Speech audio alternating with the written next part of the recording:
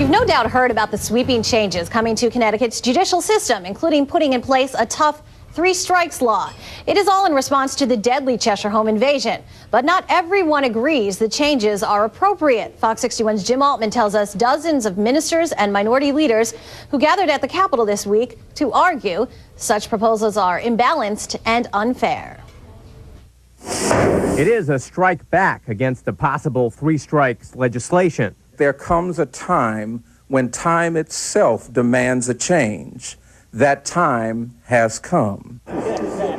On Martin Luther King's actual birthday, leaders from the Connecticut State Missionary Baptist Convention are standing together against the governor's proposed prison reform recommendations, including a 3 strikes and you're out law. The group's leader, Rev Boise Kimber, says the law would take sentencing power away from judges. It is extremely important that judges be able to look at each inmate brought before them as an individual and weigh many factors specific to each case in order to obtain a fair sentence. Here they want more efforts focused on life skill and rehab classes for prisoners. It is a powerful voice. The Connecticut Missionary Baptist Convention consists of 80 churches and about 100,000 members statewide. Members, they remind the lawmakers who vote.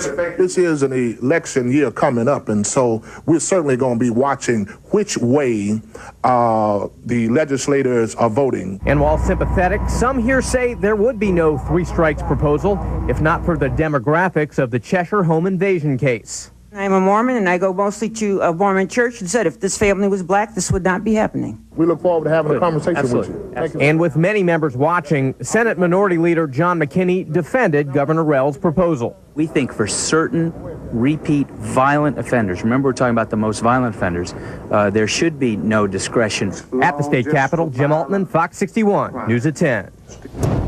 Joining me now to discuss the issue is Fox 61 reporter Jim Altman and State Representative Marie Kirkley-Bay.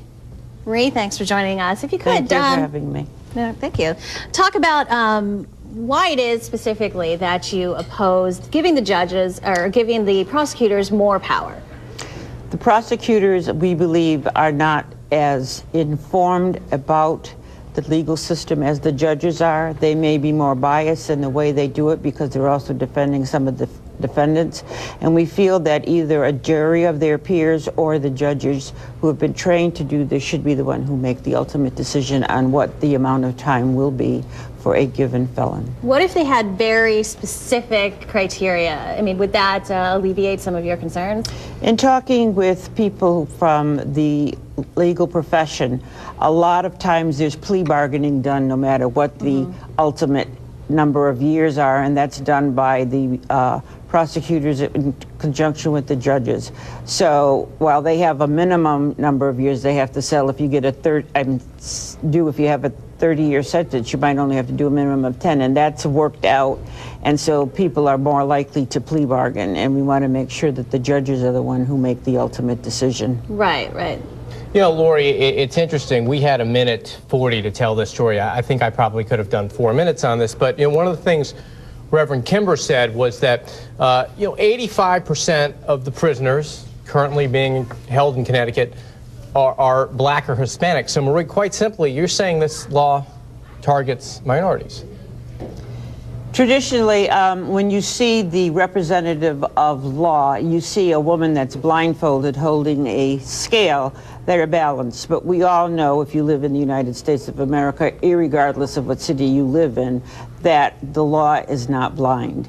30% of the state's population is probably black and Hispanic, while we make up 85% of the criminals who are in jail. And there's a great deal of resentment on the part of people of color who especially live in the major urban areas. Our kids are very easy to pick up standing on the street with drugs. However, they didn't bring them in here.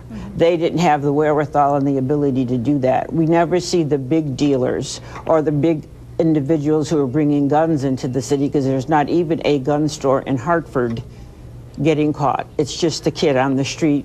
And then once that happens to him, his life really is just about over. So do you think that this push is an overreaction, the push for this 3 strikes law? We currently have a 3 strikes in your law on the books. And this is, I think, a reaction to what happened in Cheshire, as you said. But in Bridgeport, about 4 or 5 years ago, a young boy, 8 years old, and his mother were killed in a home invasion because he was going to testify against a known drug dealer. That was on the news for all of 4 days, and it disappeared. And there have been other acts of violence perpetrated against families of color that have not received the kind of attention this has received. In speaking with Mike Lawler yesterday with regard to the 3 strikes and you're out law, if it were currently on the books, the 2 gentlemen that perpetrated the crime would not even be put under 3 strikes, because the younger gentleman, and I don't remember his name, this is his first major crime, and the older gentleman, this is his second. So they would not even get the mandatory under the new law. So these are 2 individuals, by the way, Marie, that were living in a halfway house a block from you. That's right. Right? Yes. Komisarjevsky and Hayes lived a block down the street from you. The halfway house to which they were sent was on Sargent Street, which is 1 block from my house. And I would see the older gentleman walking down the street periodically to go to Kent Pizza. Stephen Hayes, and I was right there. wondering why he had clothes on that weren't quite right. And I knew he didn't live in the neighborhood, but I never guessed that he was the gentleman that he became. Right. So now what's the timetable? There's a special vote. It's a special session this Tuesday, right? Yes, we're going in this Tuesday to do the 3 strikes and you're out law. It's a Senate bill, so it will start in the Senate and then it will come down to the House.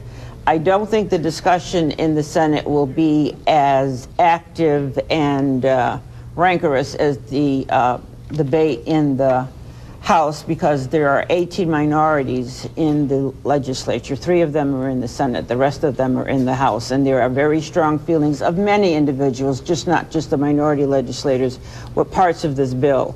So I think it will get a thorough thrashing before we get to the vote. Well, I mean, and it's very, I guess you could say, in vogue right now to be very strict about parole reform and all that. I mean, do you think that this will just be a discussion that does not end up with legislation, or? I believe the push is so hard coming from the governor's office, some of the leadership, that we do something with the bill, that something's going to be there. I don't believe there's going to be a caucus position that we have to vote it if we don't like it. And I believe that it'll probably pass, but there's going to be a great deal of discussion before it happens on the inequities that exist in the criminal justice system. Are there other options out there that you would be more supportive of in terms of parole I think reform? what we're trying to say as the caucus is we need to find ways to rehabilitate, to educate, and to provide step-down systems for people coming out of prison, be they men, women, or younger folks who are coming out of the juvenile centers. They are not getting the opportunity while you have them in hand to get the educational levels that they need to come out and become ready for the workforce. And those things need to be done. And once you've served your time, you should be able to have a right to try to turn your life around. But 80% of the laws that we've passed of late says that if you're a convicted felon, you can't not get a job. Right, right. Well, it's an interesting discussion and one worthy having. Thanks so much for joining us.